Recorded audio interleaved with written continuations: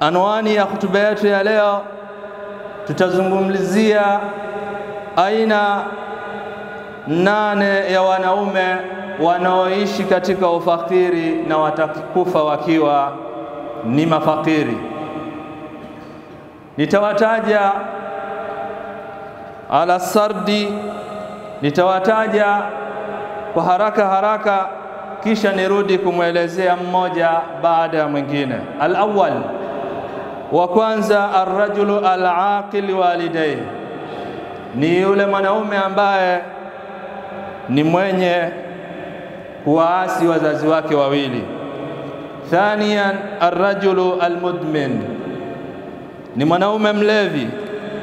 Wa thalith, ar-rajulu al-kathir al-ilaqat, mwanamume ambaye ni mwenye uhusiano na wanawake wengi.